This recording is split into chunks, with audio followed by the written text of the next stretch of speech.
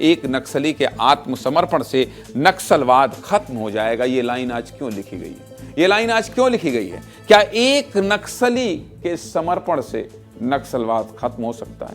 आपके जहन में, आपके दिमाग में ये सवाल आ रहा है या नहीं, जो मेरे मन में आ रहा है कि एक नक्सली से, एक कौन सा नक्सली है जिसके आत्मसमर्पण से पूरा नक्सलवाद खत्म हो जाएगा?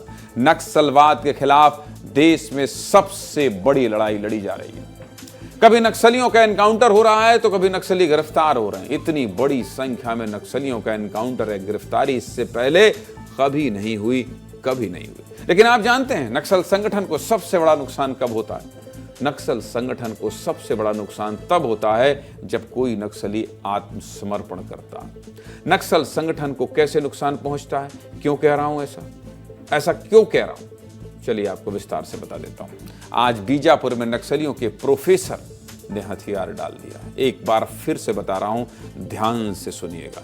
नक्सलियों के प्रोफेसर ने हथियार डाल दिया है, यानी कह दिया है कि मैं अब नक्सलवाद का समर्थन नहीं करूंगा, मुख्य धारा से जुड़ूंगा। एंटी नक्सल नीति के तहत बहुत बड़ी सफलता मिली है जवानों से बचने का। अब नक्सलियों के पास सिर्फ एक ही रास्ता है और वो है आत्मसमर्पण, आत्मसमर्पण और सिर्फ आत्मसमर्पण। इसी सिलसिले में 8 लाख के इनामी मोस्ट वांटेड नक्सली दिनेश मोडियाम ने आत्मसमर्पण कर दिया है। नक्सली कमांडर दिनेश मोडियाम ने अपनी पत्नी और बच्चों के साथ बीजापुर में सरेंडर किया। सुरक्षा बलों के बढ़ते दबाव और नक्सलियों पर लगातार हो रही कार्रवाई के चलते दिनेश ने सरेंडर किया।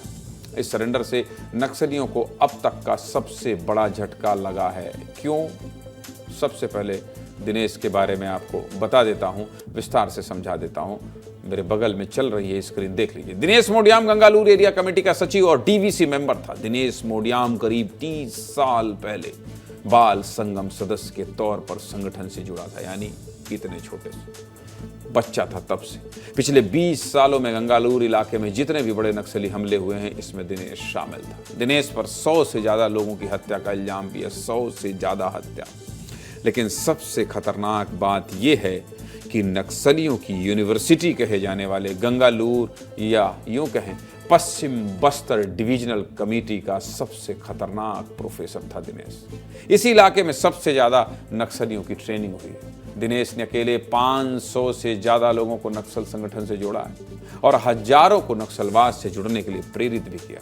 दिनेश बेहद शातिर नक्सली रहा है जो गंगालूर क्षेत्र के चप्पे चप्पे से वाकिफ है। इसी के चलते दिनेश कई बार मुठभेड़ में सुरक्षित बच निकला है। अब जब दिनेश जैसा नक्सली पुलिस के सामने समर्पण करता है तो जवानों को क्या फायदा मिलता है, ये भी समझ लीजिए, ये भी देख लीजिए। दिनेश जैसे लोगों के आत्मसमर्पण के बाद नक्सल संगठन से जुड़ी कई महत्वपूर्ण जानकारी मिलती है। इसे ऐसे समझिए कि किसी नक्सली का एनकाउंटर हो जाए तो उसके साथ नक्सल संगठन से जुड़े सारे राज भी चले जाते हैं। यानी अब मरे हुए नक्सली से तो कोई जानकारी मिलेगी नहीं। वहीं अगर कोई नक्सली गिरफ्तार हो जाए तो उससे किसी भी तरह की जानकारी मिलने की संभावना काफी कम होती है। लेकिन जब कोई नक्सली सरेंडर करता है तो अक्सर वो लाल आतंकी विचारधारा से तंग आकर मुख्य धारा में शामिल होता है। ऐसे में वो नक्सल संगठन से जुड़ी हर बारीक जानकारी पुलिस को देता है। किस इलाके में कितने नक्सली सक्रिय हैं, उनके पास कितने और कैसे हथियार हैं, नक्सलियों ने कहां-कहां आईईडी प्लांट कर रखा है, कहां एम्बूस लगाया है, ये सारी जानकारी कोई नक्सली अपने समर्पण के बाद ही पुलिस को बताता है। इतना ही नहीं, कई नक्सलियों ने समर्पण के बाद तो पुलिस भी ज्वाइन कर लिया, यानी पुलिस विभाग ज्वाइन कर लिया। उनके नेतृत्व में कई बड़े एंटी नक्सल ऑपरेशन हुए, कई नक्सलियों का एनकाउंटर हुआ है। दंतेवाड़ा के बदरू बड़े उदाहरण हैं जो नक्सली संगठन से मोहभंग होने के बाद समर्पण करते हैं। पहले पुलिस आरक्षक बनते हैं और फिर नक्सलियों के खिलाफ कई बड़े ऑपरेशन को अंजाम देते हैं। फिर प्रमोशन पाते हुए इंस्पेक्टर यानी दरोगा के रैंक तक पहुंचते हैं। नक्सलियों के आत्मसमर्पण को लेकर क्या कह रहे हैं बस्तर आईजीपी सुंदरराज और वरिष्ठ पत्रकार मनीष गुप्ता, सुनिए।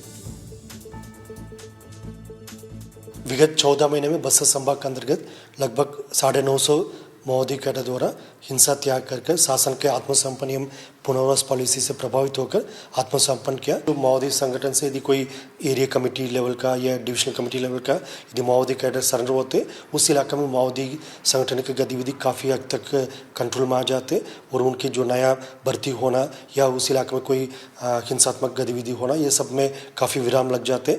और पूर्व में भी जैसा बस्तर संभाग के अंदर अलग अलग डिवीजन में जो डिविजनल कमेटी लेवल का काफ़ी माओवादी कैडर सरेंडर किया, उसी कारण से उन इलाके में भी माओवादी संगठन काफ़ी कमज़ोर हो गए थे। इस तरीके से हम देख रहे हैं कि नक्सलियों में भी जो सरेंडर होते हैं वो दो टाइप के सरेंडर होते हैं। एक तो वो जो कहीं ना कहीं नक्सली संगठन से अनुमति लेकर के वो अपने आप को अलग करते हैं।